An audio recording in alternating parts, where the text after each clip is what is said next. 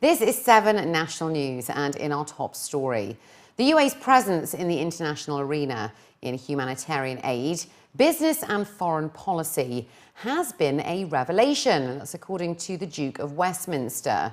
Gerald Cavendish Grosvenor has been in the UAE this past week to meet with the government, including His Highness Sheikh Mansour bin Zayed Al Nahyan, the Deputy Prime Minister and Minister of Presidential Affairs. The Duke of Westminster has been looking for support for 2 major humanitarian projects: a field hospital for Syrian refugees and a 1.8 billion dirham military rehabilitation hospital over in the UK. The owner of the Cavendish Group was quoted in a local daily today as saying that the UAE has risen to the challenge of helping countries and people in crisis in the Middle East and around the world. And what he finds so interesting about the UAE in particular is how they've risen to the challenge of becoming very international in their outlook and the way that they're doing business. They've become internationally responsible in the way they're conducting foreign affairs. He also noted that the UAE has given 2.6 billion dirhams to the world's refugees over the past 5 years, with Pakistan, Syria, Jordan and Yemen among its biggest recipients. The Emirates Red Crescent has donated over 3.6 million dirhams to Jordan's King Hussein Cancer Foundation for treating Palestinian and Syrian cancer patients at the King Hussein Cancer Center, which is the foundation's medical arm. According to an agreement signed on Friday, under the directives of His Highness Sheikh Hamdan bin Zayed Al Nahyan, the ruler's representative in the Western region and president of the ERC, half of the financial assistance will benefit Syrian refugees suffering from cancer. The agreement establishes the framework and mechanisms of cooperation and also expands the standing partnerships between the ERC and the KHCF on providing assistance to Palestinian children who have been diagnosed with cancer. French police experts have praised the Ministry of Interior's efforts regarding human rights.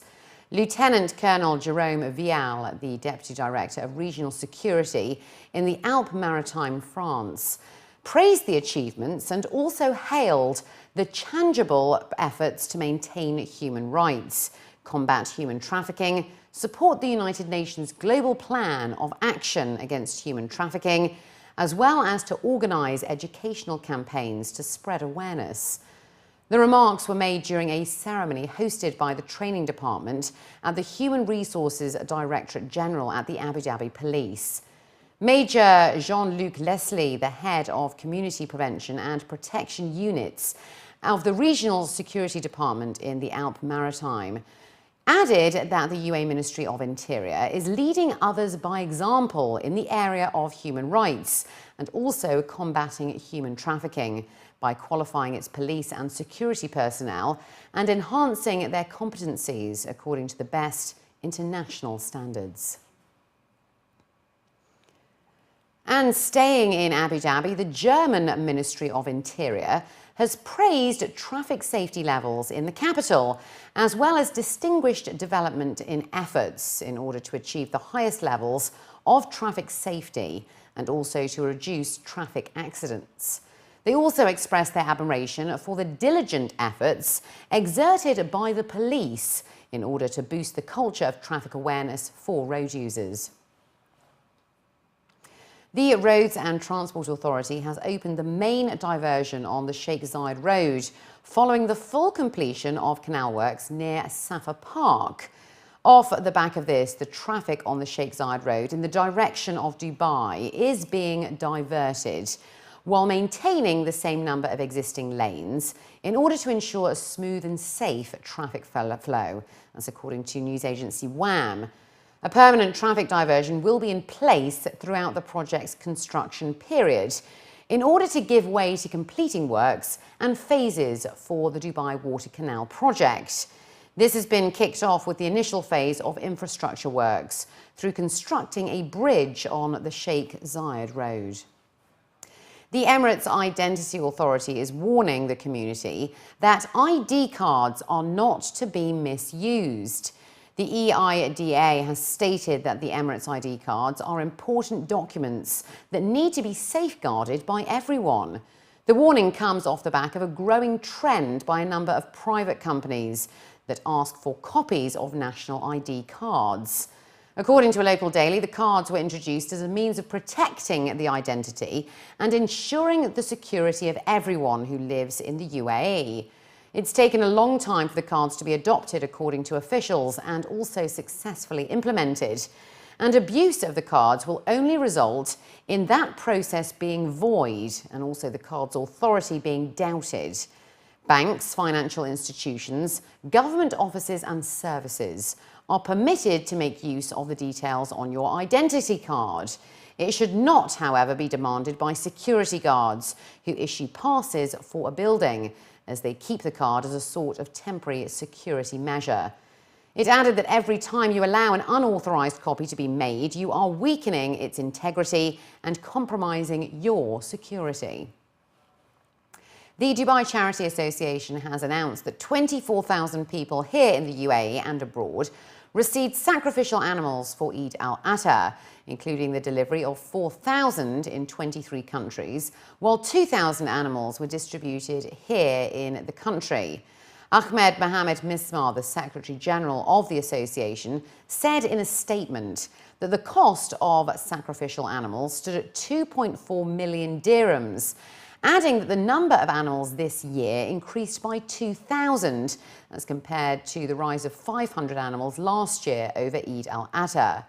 He noted that the campaign is carried out annually in cooperation with philanthropists who donate cash, while the association purchases, slaughters and distributes the animals.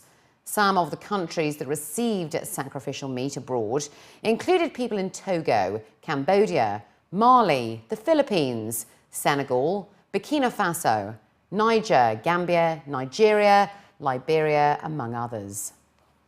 And finally, looking to other news now, the ongoing 8th Abu Dhabi Film Festival is showcasing 197 films from over 60 countries, including world premieres of 9 feature films and 48 shorts. The diverse programme includes narrative and documentary features, as well as the New Horizons competition, presenting fresh styles and challenging ideas from around the world. On Thursday night, the opening gala red carpet of the Abu Dhabi Film Festival, including an impressive lineup of inspiring new directors, as well as the creme de la creme of Arabian talent. With a strong focus on Arab filmmaking, there was an entire section of the event dedicated to films representing the global Arab arena. Emirati film director Ali Mustafa was the man of the hour. For the first time, the festival opened with a locally produced film by Image Nation and also directed by Mustafa. From A to B is a film that follows 3 childhood companions who take a road trip from Abu Dhabi to Beirut in memory of a lost friend.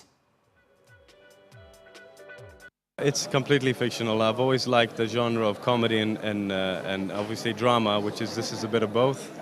And I love road trips. In addition to the film, screenings are the ADFF Talks film. The programme comprises of masterclasses and panel discussions on topics ranging from film preservation and crowdfunding campaigns to international acting techniques and Arab filmmaking. This year, international star and president of the jury, Irfan Khan, summed up the essence of filmmaking. Sometimes when you watch a movie, you're engrossed in it, and after 2 days you forget about it. There are movies which stays with you for a longer time, and every day they show new face of theirs, So movie is an experience. I hope from this festival that, a generation of Arab filmmakers can get influenced and inspire, and Arab film industry could, evolve.